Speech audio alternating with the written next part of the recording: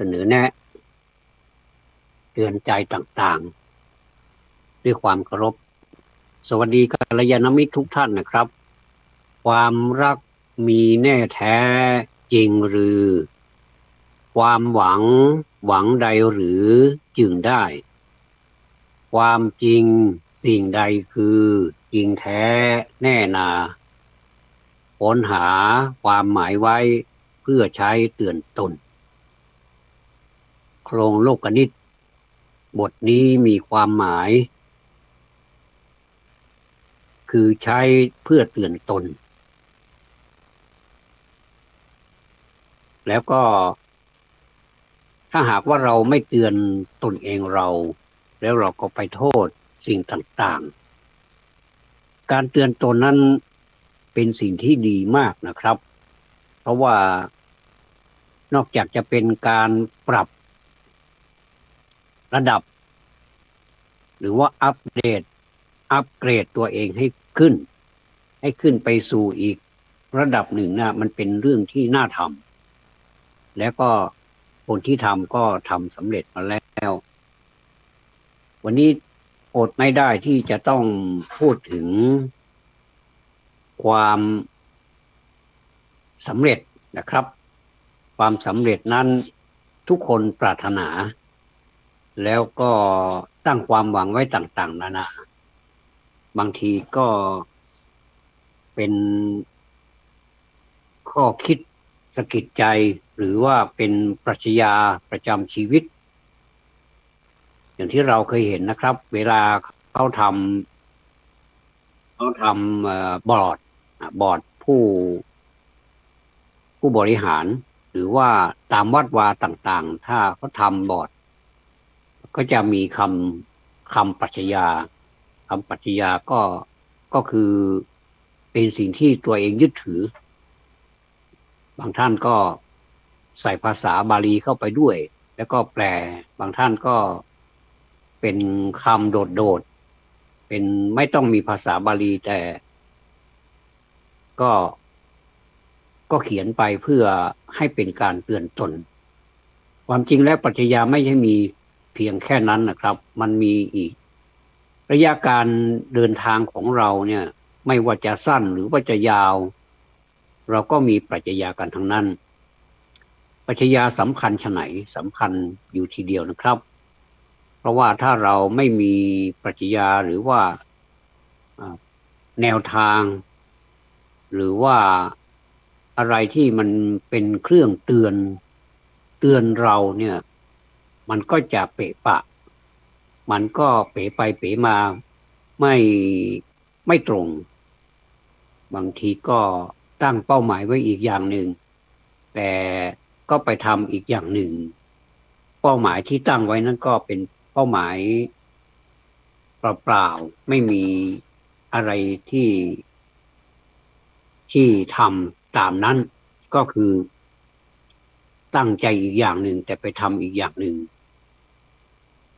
ความขยันหมั่นเพียรทุกคนรู้นะครับว่าความขยันหมั่นเพียรนั้นเป็นเหตุและความสำเร็จก็เป็นผลถ้าเรามาแยกแยะความขยันก็เป็นหนึ่งอย่างขยันกับมันมีความหมายเหมือนกันขยันเรียนหนังสือมันดูหนังสือมันทำการบ้านมันเรียนมันท่องมันเอาใจใส่อันนี้เรียกว่าเป็นความขยันและก็ความมันแล้วก็เพียรล่ะเพียรนี่มันก็เป็นอีกอันหนึ่งก็คือความไม่ลดละความพยายาม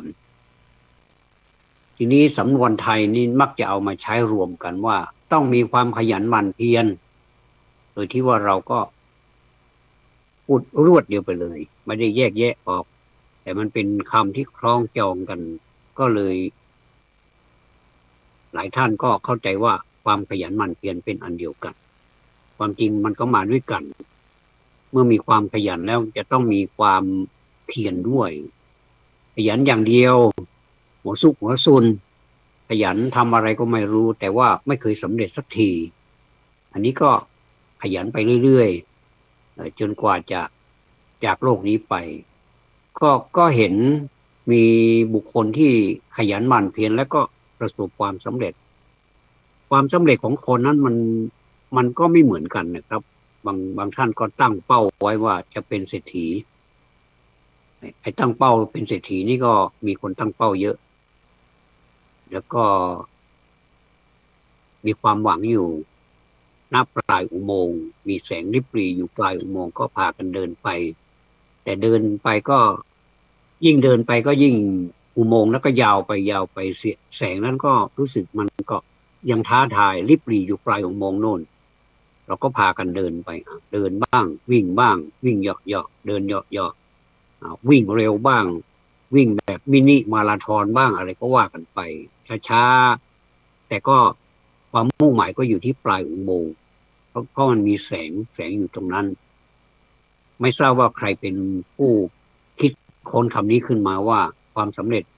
เหมือนแสงที่อยู่ปลายอุโมงค์ก็แล้วแต่อันนี้ก็เป็นปรัชญาที่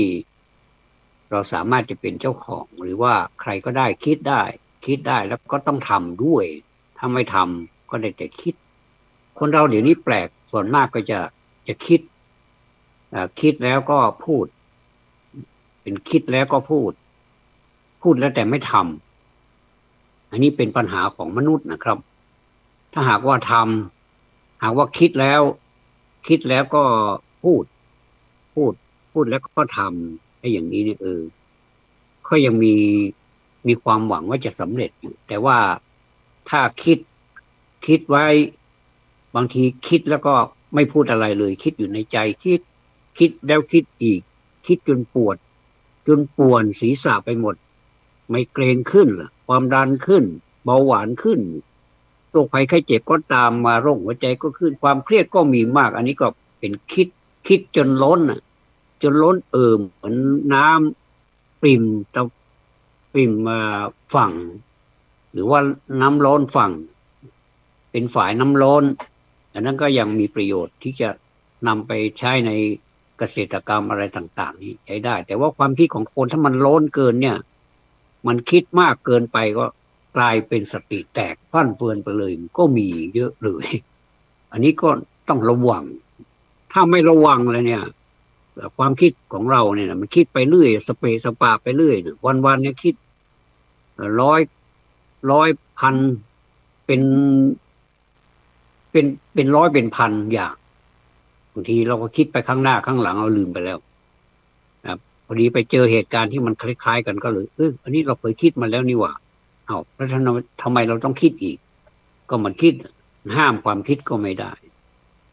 อันนี้หลักการของพุทธศาสนาเนี่ยสอนให้เราได้หักห้ามความคิดไว้บ้างคิดได้แต่ว่าคิดให้อยู่ในกรอบคิดให้พอเพียงให้เพียงพอถ้าไม่คิดเลยก็ไม่ได้นะไม่คิดเลยนี่ก็เหมือนกับเราทำอะไรเราไม่คิดก็ทำไปเรื่อยสเปสปะนะมาเหมือนกับถ้าเป็นหมู่บ้านหัวหน้าหมู่บ้านนะผู้ปกครองเป็นผู้ปกครองเราเนี่ยทุกระดับเนี่ยหมู่บ้านตำบลอำเภอจังหวัดประเทศเนี่ยก็จะมีผู้ปกครองถ้าจะเปรียบไปแล้วสรีระของคนก็เป็นศีรษะถ้าว่าศีรษะไปได้ตัวแขนอะไรที่เป็นอวัยวะในร่างกายนี้ก็ไปตามแต่ทั้งนี้ทั้งนั้นถ้ามีแต่ศีรษะอย่างเดียวจะเดินไปดุ่มๆไม่มีแข้งไม่มีขาไม่มีเท้าไปอย่างเนี้ยมันก็ไปไม่ได้มีเท้ามีเท้าแล้วก็ไม่มีแขนพาหะแปลว่าแขนพาหะนำทางไปเราก็ไปได้แต่ว่าไปช้าหน่อยถ้ามีขาแต่เป็นอัมพฤกษ์อัมพาตก็ไปไม่ได้มีศีรษะก็ดูก่อนว่าเราดูจะรู้จักชื่อคนหรือว่าเรารู้จักชื่อหน้าหรือว่ารู้จักหน้าตาเนี่ยเราก็จะดูใบหน้าก่อน ใบหน้าก็อยู่ในศีรษะนี่ไงก็อยู่ด้านหน้ามีจมูกมีปากมีตามีอะไรต่างๆมีหูสองข้างก็ก็จะมีมีสัญญาเลยว่าคนคนนี้ชื่ออะไร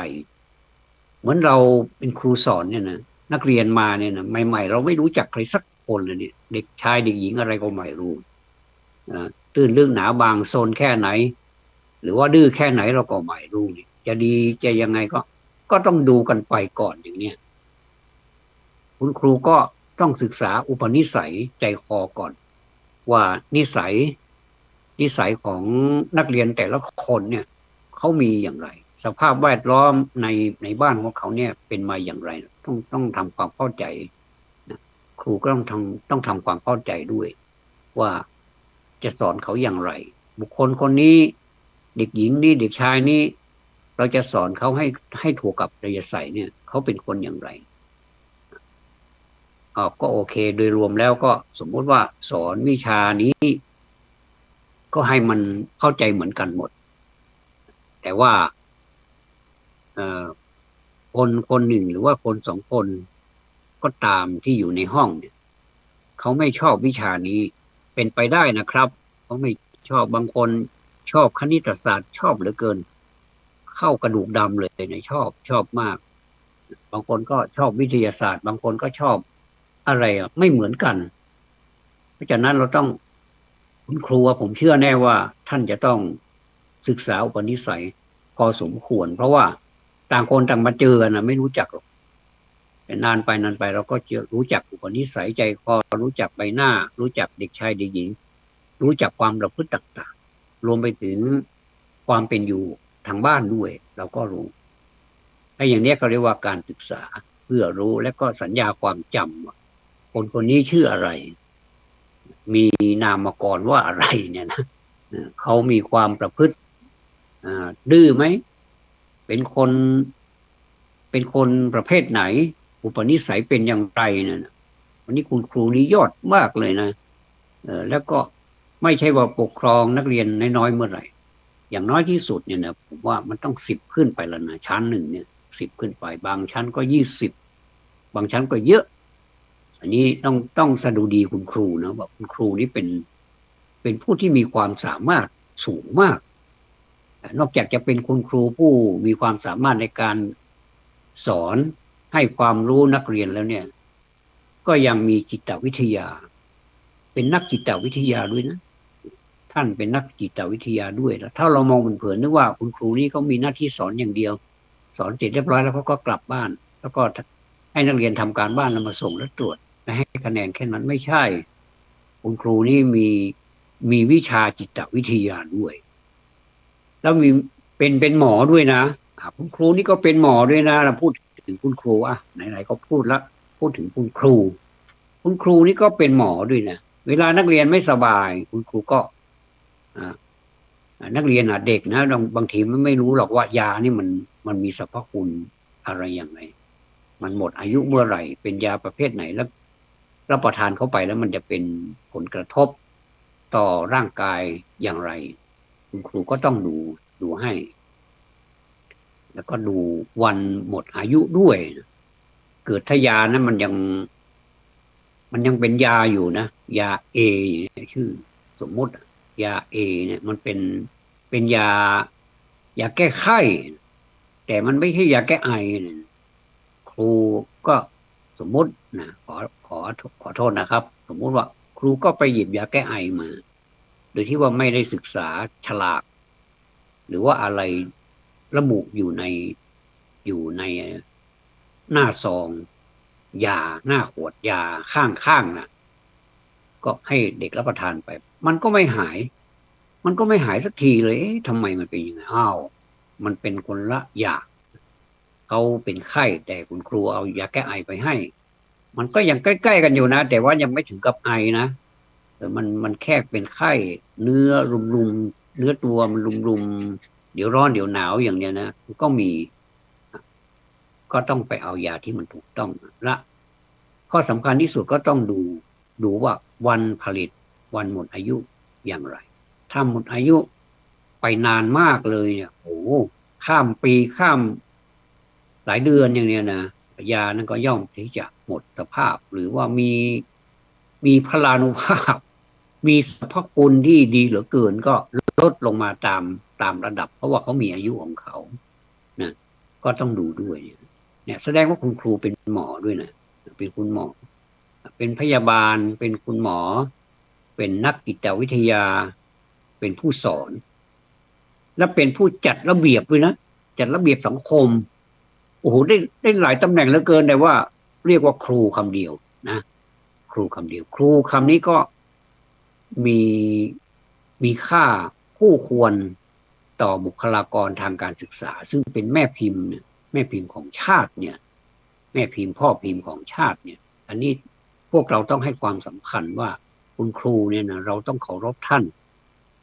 อันนี้เมื่อกี้นี้ผมพูดถึงศีรษะหรือว่าหัวเมื่อหัวเนี่ยหมายถึงถ้าเราจะพูดถ้าเราจะหมายถึงลึกๆไปนะว่าหัวเนี่ยทำหน้าที่อะไรบ้างโอ้ศีรษะนี้ทำหน้าที่หนึ่งเป็นที่อยู่ของตาหูจมูกลิ้นตาหูจมูกลิ้นผมด้วยนะโอ้หลายอย่างนะตาหูจมูกลิ้นผมแล้วก็ตั้งอยู่บนคอก็ลงไปที่บ่าที่ไหล่สีข้างโครงกระดูกอะไรต่างๆก็ลงไปถึงเท้าเลยเป็นที่สุดอันนี้ก็แสดงว่าหัวนะมีที่ตั้งทั้ง5 อย่างอ่ะนี่เป็นที่ตั้งที่อยู่ภายนอกนะที่อยู่ภายในร่างกายเหมือนกัน แต่ว่าหัวคิดความคิดความคิดก็อยู่ที่สมองนะก็ใช้อีกก็รวมไปอีกเป็น6นะคือห้าที่ตั้งแล้วก็หนึ่งความคิดเป็นความคิดอะไรก็ไม่รู้นะความคิดดีบ้างไม่ดีบ้างเดี๋ยวดีเดี๋ยวร้ายเดี๋ยวก็เป็นกุศลก็คือธรรมะที่เป็นความฉลาดกุศลและอกุศลล่ะธรรมะที่มันเป็นที่สิ่งไม่ฉลาดปราศจากความดีความงามทั้งหลายเนี่ยเป็นกุศลอกุศลบางทีก็กิเลสขึ้นฟุ้งบ้างกิเลสก็มีโลภมีโกรธมีหลงฟุ้งบ้างบางทีก็นอนก้นเหมือนน้ำในแก้วนอนก้นแก้วอยู่ในนั่นแหละไม่ฟุ้งพอเอาอะไรไปคนนะยุ่งเลยทีนี้ขึ้นมาแล้วโอ้ไม่รู้อะไรฝุ่นบ้างเศษอะไรก็ไม่รู้นะสารพัดเลยนี่แสดงว่าในจิตใจของแต่ละคนเนี่ยสมองเนี่ยมันคิดสารพัดคิดนะ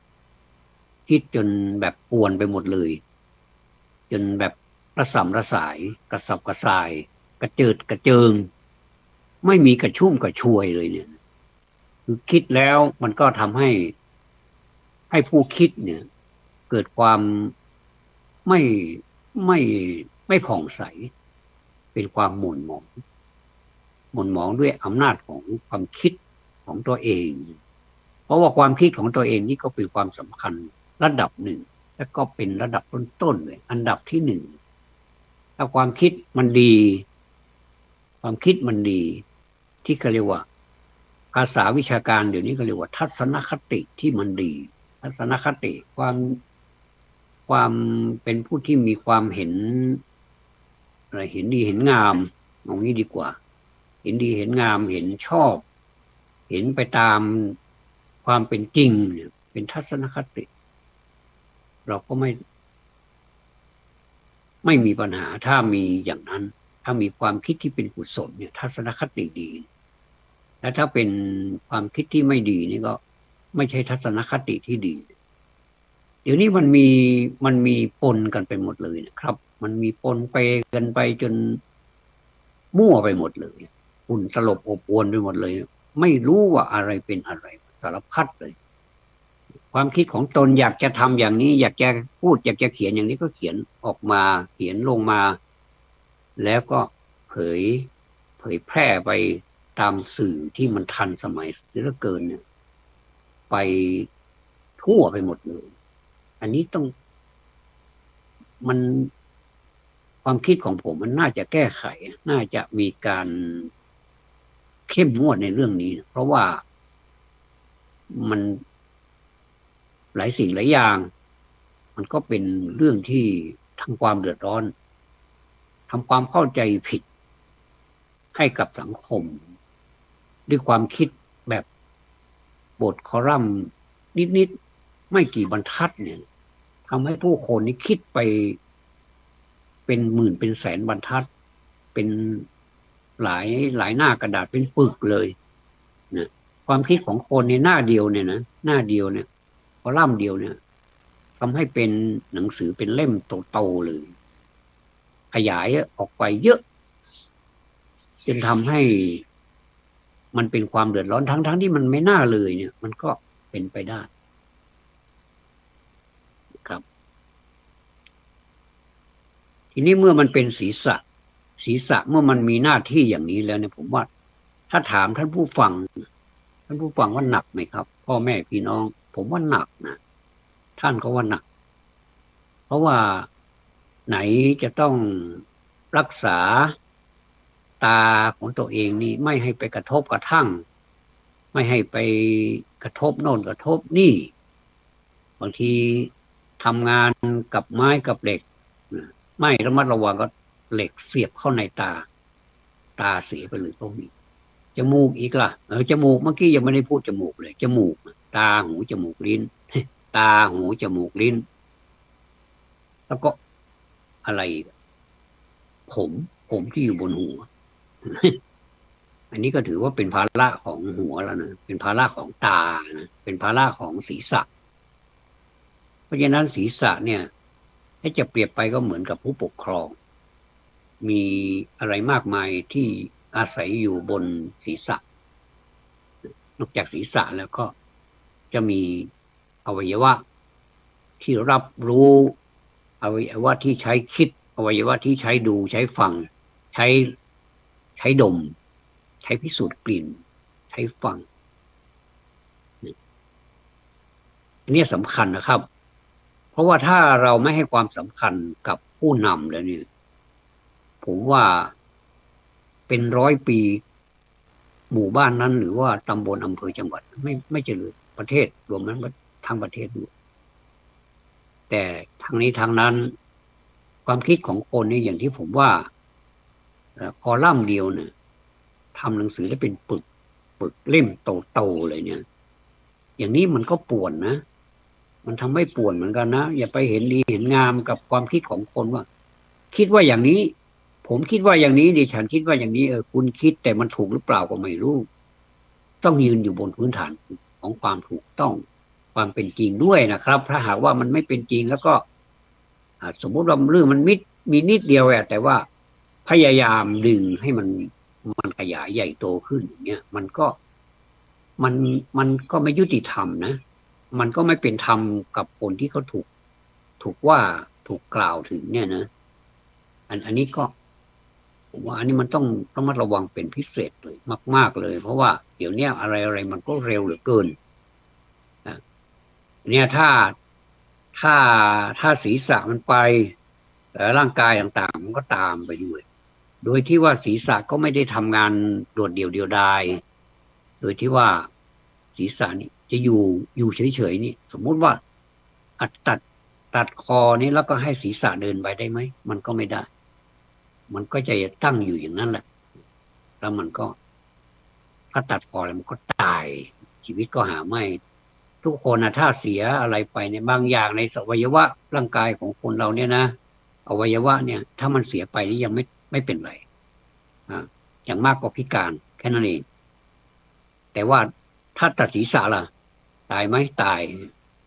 ถ้าหัวใจอยู่เต้นละยิ่งแล้วใหญ่เลยถึงแม้ว่าศีรษะจะตั้งอยู่บนคอ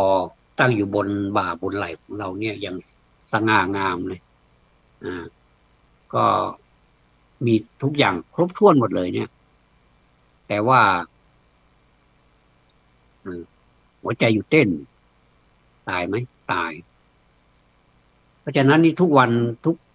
ทุกคืนเนี่ยเราเนี่ยไม่ได้เสียหายไม่ได้ผิดนะครับ เพราะเราไม่ได้คิดถึงเลยว่าสิ่งเหล่านี้มันจะอยู่กับเรานานไหมเนี่ย จริงๆแล้วก็รู้นะว่ามนุษย์เนี่ย เดี๋ยวเนี่ยประมาณ70-80มันก็ไม่ไหวแล้วนะครับบางคนก็สุขภาพดีก็เป็นเรื่องของส่วนบุคคลก็ถือว่าเขาโชคดีไม่ใช่โชคดีหรอกเขารักษาสุขภาพแล้วอีกอย่างหนึ่งเขาคงจะทำกรรมอะไรที่ไม่ดีไว้น้อยเหลือเกินนะก็ทำให้อายุยืนนอกจากอายุยืนแล้วยังไม่พอก็ทำให้เขาแข็งแรงด้วยบางคนอายุเฉียด100บางทีก็100น้องวิ่งยังวิ่งเหาะๆได้อยู่ทำอะไรออกกำลังกายเหมือนกับคนวัยรุ่นได้อันนี้ก็เราดูแล้วก็น่าทึ่งเหมือนกันว่าเขาไปทำอย่างไรอันนี้ก็เป็นส่วนบุคคลไปแล้วก็หาได้น้อยมากเลยนะครับส่วนมากแล้วก็จะเป็นกระเหยาะกระแยะเป็นคือมีไม่มากส่วนมากแล้วมันจะมีแบบถ้าไม่ขาดอย่างหนึ่งมันบางทีก็อันนี้ก็สมบูรณ์ดีนะแต่อันนี้ก็ขาดไปบางทีก็ไม่มีเลยก็มีอันนี้เขาเรียกว่าความสำเร็จนี้ถ้าเราเอามากองอยู่บนโต๊ะต่อหน้าเรานี่ความสำเร็จเราไปดูด้านในมันก็สำเร็จสมมติว่าหนังสือเป็นเล่มหนังสือเป็นเล่มแล้วสมมติว่ามันจะมีหน้าปกใช่ไหมครับมีหน้าปกแล้วก็มีหน้าปกด้านในแล้วก็มีชื่อ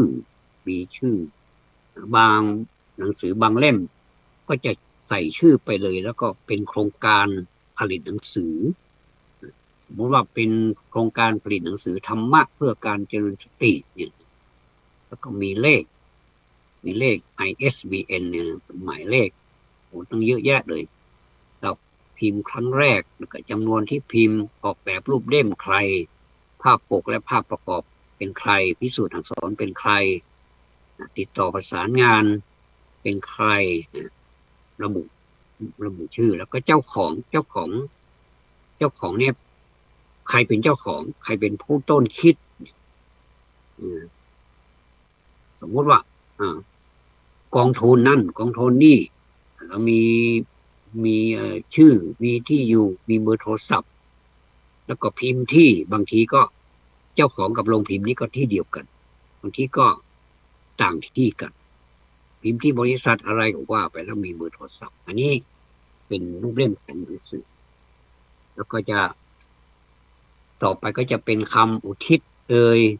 เป็นคำปนามคาถานี้ไม่ใช่คำประนามนะครับเป็นคำสรรเสริญเป็นคำนอบน้อมอะไรเนี่ยหนังสือบางเล่มก็จะมีหน้าปกนอกแล้วก็ปกภาพหน้าปกข้างในเนี่ยเราพลิกไปก็จะเป็นข้างในเนี่ยก็จะเป็นชื่อเลยก็มีเป็นก็จะอธิบายถึงภาพหน้าปกว่าภาพหน้าปกนั้นมันคืออะไรมันเป็นศิลปะอะไรลักษณะเป็นอย่างไรและขนาดเป็นอย่างไรประดิษฐานสมมุติว่าข้างนอกนี่เป็นพระพุทธรูปนะมีลักษณะผสมผสานของพระพุทธรูป5 สมัยมีสมัยอะไรบ้างแล้วก็ลักษณะเป็นพระพุทธรูปปางอะไรแล้วขนาดหน้าตักกว้างเท่าไหร่ประดิษฐานหน้าที่ไหนเนี่ยแล้วก็ประติมากรไม่ใช่ปฏินะครับเป็นประติมากรนี่ชื่ออะไรแบบปกใครเป็นผู้ทำแบบปกแล้วก็หน้าต่อไปก็เป็นชื่อของหนังสือแล้วก็เป็นชื่อของผู้แต่งอันนี้ถ้าสมมติว่ากรมวิชาการก็กรมวิชาการอยู่ข้างล่างซ้ายมือนี่แล้วกระทรวงศึกษาธิการก็อยู่ขวามืออย่างเงี้ยแล้วก็หน้าต่อไปก็จะเป็นพิมพ์ครั้งที่ถ้ามีการปรับปรุงเพิ่มเติมก็จะมีวงเล็บปรับปรุงเพิ่มเติมพศอะไรนะแล้วก็หนังสือนี้เป็นหนังสือจำหน่ายหรือเป็นทำวรรณการจำนวนกี่เล่มนะจำนวนกี่เล่มแล้วก็มีเลขทะเบียนหรือว่าเลขหมายหนังสือ ISBN เนี่ยแล้วก็ต่อไปก็หน้าต่อไปก็จะเป็นคำนำแล้วก็ส่วนมากก็จะลงชื่อผู้ที่มีตำแหน่งที่สูงเช่นอธิบดีเป็นต้นเนี่ยครับแต่ก็ต่อมาก็จะเป็นอะไรเป็นประกาศกระทรวงนะเรื่องอนุญาตให้ใช้หนังสือในโรงเรียนและเป็นคำอนุโมทนาอันนี้เป็นตัวอย่างนะครับที่ว่านี่นะคำอนุโมทนาหนึ่งละแล้วก็อนุโมทนาหนังสือชื่อนี้แล้วก็เป็นสารบัญก็อันนี้ก็ง่ายนะครับเป็นเรื่องขึ้นก่อนตัวหนังสือสีดำๆใหญ่ๆเป็นเรื่องอะไรแล้วก็อยู่หน้าอะไรมีเรื่องอยู่ด้านซ้ายชื่อเรื่องอยู่ด้านซ้ายแล้วก็หน้าอยู่ด้านขวาเต็มหน้าเลยแล้วก็ว่าไปว่ามีหน้าอะไรเวลาเราเปิดของง่ายครับแล้วก็เริ่มเลยว่าหนังสือเล่มนี้สื่อถึงอะไรก็ว่ากันไปจนจบเล่มเนี่ยนะครับแล้วก็อันนี้มันเป็นหนังสือที่ว่าเป็นธรรมนการก็ข้างหลังนี่ก่อนที่จะจบเล่มเนี่ยติดต่อขอหนังสือได้ฟรีที่ชื่ออะไรเบอร์โทรศัพท์อะไรนะแล้วก็ปกหลังด้านในนี้ก็จะมีคำกลอนแล้วก็หาคำตอบได้ที่ www. อะไรก็ว่าไปข้างหลังนี้ก็จะเป็นกระดาษสีแล้วแต่อยากชอบสีอะไรอันนี้ยกตัวอย่างหนังสือนี่มันเป็นความสำเร็จของรูปเล่มไม่เหมือนกันนะครับระหว่างที่ผมนำมาเปรียบเทียบเมื่อสักครู่เนี่ยนะISBN พิมพ์ครั้งที่เท่าไหร่จำนวนพิมพ์อะไรนี้ก็ไม่เหมือนกันแล้วแต่ลีลาแล้วแต่ความเหมาะสมของหนังสือเล่มนั้นๆบางทีเป็นหนังสือที่มีความสำคัญหนังสือที่เป็นที่ระลึกเล่มใหญ่ๆก็จะมีคำนำมีคำขอบคุณถ้าเป็นมีพระสงฆ์เข้าไปร่วมด้วยก็จะเป็นคำอนุโมทนา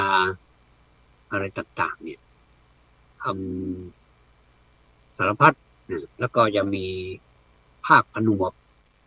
มีอะไรต่างๆบางทีหนังสือเล่มหนึ่งนี่มีเป็นพันหน้าก็มีนี่ก็โอ้วิริยะเหลือเกินนะมีความขยันแล้วก็หมั่นเขียนด้วยความเขียนอันเอกอุด้วยนะก็คือสูงสุดเนี่ยเมื่อเรามองหนังสืออย่างเนี้ยดูด้านไหนก็จะเรียกว่าหนังสือมันถ้าหนังสือนี่มันเป็นละเกะละกะสมมุติว่าเขียนหน้าเรียบร้อยหน้าเขียนหน้าเรียบร้อยแล้วปกติหน้าหนึ่งนี้เขาไม่มีหน้าใช่ไหมครับพอหน้าสองนี่ก็จะเริ่มเขียนหน้าละหนึ่งนี่ไม่มีหน้าถ้าสองนี่มีตั้งแต่สองขึ้นไปสามสี่ห้าหกเจ็ดแปดเก้าสิบไปเรื่อยๆนะก็ถ้าเปลี่ยนเรื่องใหม่สมมติว่าเป็นหน้าใหม่หน้าหนึ่งเขาก็ไปนับหน้าสองไปเลยอย่างเนี้ยอันนี้ความสมบูรณ์ของหนังสือนี่หนังสือที่ไม่สมบูรณ์ล่ะสมมุติมันละเกะละกะเขียนหน้าไว้เรียบร้อยแล้วแต่ว่าสมมติว่าหน้าหนึ่งไม่นับหน้าสองแล้วไปหน้าห้าเลยอย่างนี้ได้ไหมมันก็ไม่ได้หน้าสองแล้วก็ไปหน้าห้าแล้วก็ไปหน้าแปดเลยอย่างนี้สมมุตินะครับมันก็ไม่สามารถที่จะอ่านมันปฏิปต่อมีความหมายที่มันไม่ต่อเนื่องกันมันก็เลยงงเพราะฉะนั้นมันก็ต้องเป็นไปตามหน้าเพราะฉะนั้นความสำเร็จนี่มันต้องสำเร็จด้วยความเป็นระเบียบเรียบร้อยด้วยนะครับไม่ใช่ว่าสำเร็จแบบยังไงไม่บริบูรณ์คือเหมือนเราไปดูหนังเมื่อก่อนนี้เราดูหนังกลางแปลงใช่ไหมเราพูดถึงหนังกลางแปลงเลยคนหลายท่านก็ยังได้เจอหนังกลางแปลงอยู่เดี๋ยวนี้ถ้ามาฉายนี่คงจะแปลกที่ลึกเหมือนกันนะว่าเด็กๆเขาคงจะตื่นเต้นว่าอะไรกันนี่ไม่เคยเห็นส่วนมากก็จะดูหนังโรงใหญ่ๆหรือว่าหนังจากจอทีวีหรือว่ามือถือหนังกลางแปลงนี่มันก็ไม่ค่อยมีแต่มันก็ยังมีอยู่นะครับเพื่อนผมเนี่ยคนที่รู้จักกันเนี่ยเขาก็ยังมีเราไปถ้ามีงานมีการอะไรเนี่ยผมสามารถที่จะไป ไปติดต่อมาให้แต่ส่วนราคานั้นก็เป็นกันเองไม่รู้เท่าไหร่นะแต่ว่าเขาบอกว่าถ้าเป็นงานกุศลนี้ลดให้เป็นพิเศษก็ยังมีอยู่หนังกลางหนังกลางแปลงหนังกลางแปลงนะเมื่อกี้จะพูดถึงอะไรอ่าเอาพูดถึงจีนพูดถึงคนสมัยเมื่อหนังกลางแปลงแล้วถ้าเรามาดูถึงความสมบูรณ์ของรูปเล่มเนี่ยอย่างที่ยกตัวอย่างหน้านี้ก็ไม่ปฏิดประต่อกันเลยแล้วก็ไม่เย็บเล่มด้วยสมมติเนาะก็มาแล้วใช้หนีบใช้เหล็กหนีบเนาะมันก็ไม่เป็นเล่มมันต้องให้สมบูรณ์และต้องเป็นหนังสือที่เข้ารูปเล่มแล้วก็ดูดูสวยงามน่าอ่านเหลือเกินแล้วข้างหน้านี้ก็แล้วแต่ปกเนี่ยใครจะคิดเป็นเป็นผู้คิดนะว่าจะให้เป็นรูปอะไรบางทีมันก็ถ้าเป็นหนังสือเกี่ยวกับยาสมุนไพรต่างๆนี้เขาก็จะมีรูปกล้วยรูปต้นไม้เขียวมีอะไรที่มันสื่อถึงความเป็นหนังสือยาสมุนไพรถ้าเป็นหนังสือเกี่ยวกับการทำขนมก็จะมีรูปขนมมีสีสันที่น่าทานเหลือเกินแล้วข้างในก็โอ้ดูแล้วก็อยากจะทานเหลือเกินอย่างเนี้ยอันนี้คือความสมบูรณ์ของหนังสือปกหน้าปกแรกนี้ก็น่าอ่านไหมเนี่ยก็เปิดเข้าไปก็เจอหน้าที่เรียงลำดับอะไรเรียบร้อยแล้วก็มีข้อคิดเป็นเขาเรียกว่าเป็นลีลาเป็นความคิดของผู้จัดทำหนังสือว่าเขาจะทำแบบแล้วอ่านไปบางที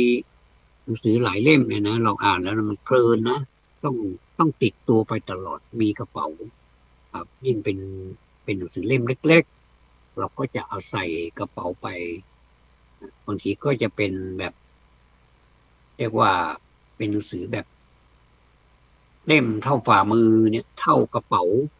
เสื้อเราเนี่ยนะกระเป๋าเสื้อกับหรือว่ามีกระเป๋าที่เราสะพายนี่มันก็พอดีไม่ใหญ่เกินไปไม่เทอะทะเราก็สามารถที่จะพกพาไปได้เวลาเราเดินทางไกลเราก็เอามาอ่านได้ก็เป็นประโยชน์ก็ได้ความรู้ไปด้วยสายตาก็สอดสายดูข้างทางดูวิวดูความเป็นอยู่ของผู้คนต่างที่กันไปด้วยกว่าที่การเดินทางนั้นจะถึงเป้าหมายไปถึงปลายทางเนี่ยเราก็ได้เยอะแยะเลยสายตาเราก็กวาดไปด้วยแล้วก็บางทีมันมันไม่มีอะไรมีแต่ต้นไม้มีอะไรมันแบบหน้านี้ไปไหนมันก็แห้งแล้งเหลือเกินเราก็คว้าหนังสือมาอ่านได้ความรู้ตรงนั้นไปอีกบางทีก็ท่องไปในใจดูก็ได้บทหนึ่งละไปถึงปลายทางก็ได้บทหนึ่งละสมมติว่าเราจะไปสัมมนาจะไปแสดงวิสัยทัศน์ไปออกรายการอะไรสักอย่างไปสัมภาษณ์อะไรสักอย่างเนี่ยเราเป็นผู้ถูกสัมภาษณ์เนี่ยเราก็จะเอามาใช้ได้เลยโอ้เพราะว่าเราท่องมาแล้วเนี่ยเมื่ออยู่ในร่นเนี่ยได้มาแล้วหนึ่งบทเนี่ยอันนี้ก็เป็นประโยชน์นะผมว่าหนังสือเนี่ยแล้วก็เราดูดูความสมบูรณ์หรือว่าดูความสำเร็จของหนังสือเนี่ยดูตรงไหนก็ดูรูปเล่มเหมาะไหมสีสันน่าอ่านไหมมีรูปประกอบดูแล้วคิดตามไหมอะไรเนี่ยนะเราดูแล้วก็มันสมบูรณ์แล้วก็เป็นหนังสือที่สะอาดสะอ้านไม่แบบว่าสมมติว่าเป็นหนังสือห้องสมุดอย่างพอเอามาอ่านจะนั่งอ่านในห้องสมุดก็ตามหรือว่าจะยืมไปอ่านที่บ้านประมาณสัก7 วันก็เอามาคืนไม่ใช่ว่าข้างในนี่สะอาดสะอ้านดีนะแต่ว่าพอเอากลับมานี่มันไม่สะอาดสะอ้านเนี่ยมีรอยขีดรอยอะไรก็ไม่รู้นี่คือสกปรกไปเลยเนี่ยอันนี้ก็ความความสำคัญของหนังสือก็เหมือนกับถูกลบเหมือนกับไม่เคารพหนังสือ างทีถ้าเราอยากจะได้จริงๆเราก็คัดเอาเดี๋ยวนี้ก็มีมือถือก็ถ่ายรูปเอาไว้ก็ได้อันเนี้ยเราดูแล้วเราจะดูอย่างเดียวมันก็ไม่ใช่หนังสือมันต้องดูหลายๆอย่างประกอบด้วยประกอบด้วยนะครับ ความสมบูรณ์ของหนังสือนะกระดาษที่นำมาพิมพ์บางทีเป็นกระดาษสีอ่อนๆก็ทำให้ถนอมสายตาก็ยิ่งดีไปใหญ่ส่วนมากเราก็จะเจอกันแบบนั้นเป็นกระดาษถนอมสายตาเหมือนสมุดที่เราไปซื้อตำร้านนะครับตำร้านค้าเนี่ยผมนิยมซื้อกระดาษที่มันแบบถนอมสายตาเป็นกระดาษที่ค่อนข้างที่จะออกสีไม่ใช่สีแบบจ้าขาวก็ขาวจนแบบนั่นเลยไม่ใช่เราก็จะดูที่มันเป็นกระดาษที่มันเป็นสีอ่อนๆเช่นสีเหลืองเหลืองก็ไม่ใช่เหลืองจริงๆนะครับเป็นเหลืองอ่อนๆเป็นกระดาษถนอมสายตาถ้าไปเจอแบบนั้นเราก็ชวนให้ซื้อเราก็ซื้อบางทีก็ซื้อหลายเล่มเอามาเขียนเพราะว่ายิ่งเขียนมันก็ยิ่งมีความสุขคนเราถ้ามีความสุขอยู่กับอะไรมันก็มีความสุขนะครับอันนี้พูดถึงความสำเร็จของการงานเนี่ยไม่ว่าจะเป็นเกษตรกรไม่ว่าจะเป็นทำอะไรก็ตามเนี่ยนะครับเกษตรกรเนี่ยยิ่งเกษตรกรนี่ยิ่งสังเกตแล้วก็ยิ่งมีความสุขเป็นความสุขที่ว่าอันเกิดมาจากการทการทำเกษตรเนี่ยมันสำเร็จตั้งแต่เบื้องต้นแล้วเช่นซื้อดินมาดินก็ดีอยู่แล้วเนี่ยดินดำดินแบบมีพืชธรรมชาติปนอยู่ด้วยเนี่ยแล้วเราก็มาผสมกับมูลวัวแล้วก็มีกาบมะพร้าวอย่างเนี้ยครับแล้วก็เอามาผสมกันอันนี้เป็นต้นแล้วก็เอามาผสมกันแล้วก็ทำเป็นการเพาะเบื้องต้นจริงๆแล้วดินที่สำหรับใช้เพาะนั้นก็จะมีดินเพาะอีกต่างหากที่มันแบบดินนิ่มๆดินที่มันร่วนๆก็มีแต่นี่ถ้าเราสมมติว่าเราเพาะพืชใหญ่ๆที่มันเป็นลำต้นแล้วนี่ก็ส่วนมากจะใช้ดินผสมมันก็จะได้แบบทำให้ร่วนซุยนะมูลวัวนี่มันทำให้ร่วนซุยแล้วก็กาบมะพร้าวทำให้มันเย็นดินมันก็ทำให้มันรากของมันเนี่ยจับมันก็ดูดสารอาหารได้มันก็เจริญเติบโตได้อย่างนี้นะครับอันนี้คือความสำเร็จเบื้องต้นพอเพาะไว้สักพักหนึ่งทีแรกมันถ้าสมมติว่าเราเพาะไว้แบบเริ่มตั้งแต่เมล็ดเลยล่ะนะเมล็ดเรามาเพาะมาหว่านก่อนไม่ว่าจะอยู่ในอะไรในแปลงเพาะหรือว่าในถาดเพาะที่เป็นสีดำๆมันจะมีเป็นช่องก็ใส่ดินลงไปแล้วก็เอานี่โปะลงไปก็จะออกมาก็พอเห็นมันออกมาแล้วก็ชื่นอกชื่นใจดีมันออกแล้วนะมันงอกแล้วนะอย่างนี้มันงอกแล้วเราก็ดูแลมันก็เติบโตขึ้นมาทุกวันก็โตเดี๋ยวก็ย้ายจากที่เพาะเนี่ยนะเอามาใส่ถุงเพาะที่มันใหญ่ขึ้นหรือไม่ก็มาลงในแปลงที่เราเตรียมไว้เนี่ยอันนี้ก็ถือว่ามันเปลี่ยนจากสถานะเมล็ดเนี่ยมาเป็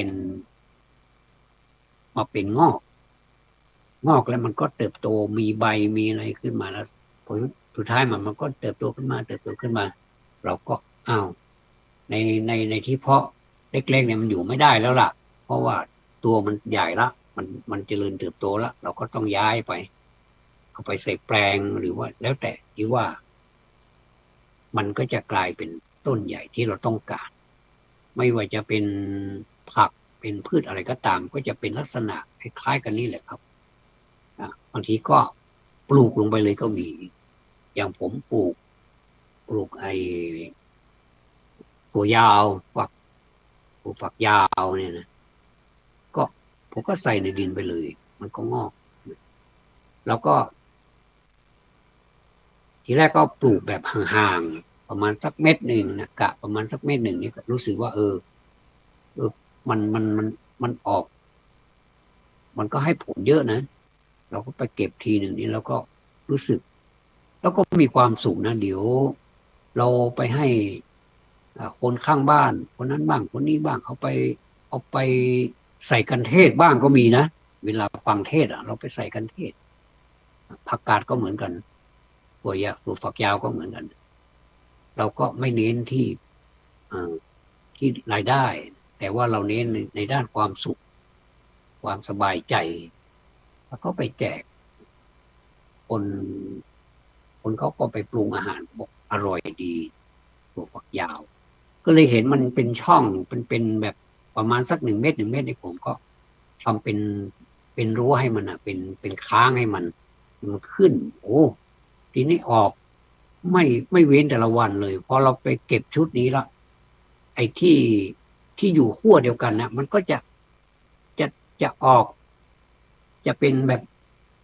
ยอดเล็กๆพร้อมที่จะออกมาเป็นฝักรออยู่แล้วล่ะพอเราปิดอันนั้นไปเดี๋ยวอันนั้นมันก็ตามมาไม่กี่วันเราไปดูยาวเลยทีนี้เราก็เก็บอีกสนุกเนี่ยสนุกก็ที่เป็นช่องเนี่ยเป็นช่องเนี่ยเราก็ทำแล้วก็ทำเป็นแบบปลูกในช่องที่มันว่างกะว่าจะให้มันขึ้นเต็มไปเลยแล้วก็ทีนี้เราจะเก็บปริมาณมันก็จะเก็บเป็นเราคิดว่ามันจะเก็บเป็นได้ปริมาณเยอะๆมันก็จะเก็บเป็นหอบแล้วทีนี้จากการเก็บเป็นกำนี้ก็จะกลายเป็นหอบทีนี้เราจะทำอย่างไรถ้าสมมติมันมากเกินไปเรามาปรุงอาหารแล้วเราก็แจกแล้วทำบุญก็ทำบุญแล้วที่มันเหลืออีกแล้วก็สามารถเอามาขายได้เป็นรายได้มีกระปุกออมสินเล็กๆนี้ค่าถั่วนะค่าพืชผักที่เราปลูกในสวนครัวนี้เราก็เอามาใส่ปีหนึ่งแล้วก็มาเปิดดูได้เยอะเหมือนกันนะอันนี้คือความสุขเล็กๆซึ่งผมไม่ถือว่าเล็กนะเป็นความสุขในส่วนหนึ่งของชีวิตเลยล่ะนะผมก็ไม่ได้ชื่นชอบอะไรเกี่ยวกับเกษตรอะไรมากมายหรอกนะครับแต่ว่ามันมีความชอบตรงที่ว่าเราปลูกไปแล้วมันไม่เคยเถียงเราเลยนะแต่ว่ามันจะแสดงปฏิกิริยาออกถ้าจะเหี่ยวถ้าจะแห้งถ้าอะไรเนี่ยยอดทั้งนี้มันทีแรกมันก็งามดีนะทำไมมันเหี่ยวเป็นอะไรแล้วก็เป็นผู้ใส่มันโดนแมลงบ้างมันโดนอะไรกัดนะอย่างถั่วเนี่ยมันโดนหนอนกัดนะครับบางทีถ้าเราไม่รีบไปเก็บมันครับเน่าไปเลยก็ต้องสังเกตดูนี่พูดถึงความสำเร็จเนี่ยก็มียกตัวอย่างมาก็ยกแล้วก็ความสำเร็จของประเทศนี้ก็มีศีรษะเป็นผู้นำมีหัวเมื่อหัวไปก็ท้ายไปแต่ว่าถ้าหัวไปนำไปไม่ดีก็ท้ายก็เรียบร้อยเหมือนกันนะเพราะฉะนั้นไม่ว่าจะเป็นหัวไม่ว่าจะเป็นท้ายก็ร่วมมือร่วมใจกันประชุมกันก่อนว่าจะทำอย่างไรดีให้เป็นทางเดียวกันก็ถ้าไม่เป็นทางเดียวกันแล้วไปสเปะสปะมันก็ไปช้าอันเจริญนี่มันจะเจริญแน่แต่ว่ามันเจริญช้าจะให้เหมือนกับดังใจเราคิดมันเป็นไปไม่ได้เพราะว่าแค่เราคิดคนเดียวนี่มันก็วุ่นวายอยู่แล้วนะครับแล้วไปแสดงความเห็นความคิดของเราดีว่าเราอยากจะได้โน่นได้นี่ได้นั่นแต่เราไม่ทำอย่างนี้มันก็ไม่ได้จะไปให้ผู้นำทั้งหลายนี่ทำได้อย่างไรขนาดตัวเราเองยังบังคับตัวเองไม่ได้ไปบังคับคนอื่นยิ่งแล้วใหญ่เลยนะครับอันนี้ก็เป็นข้อคิดในวันนี้เรามาพบกันเจอกันก็มีอะไรมาฝากกันเล็กๆน้อยๆขอบพระคุณสำหรับการติดตามรับชมและรับฟังนะครับธรรมะสวัสดีครับ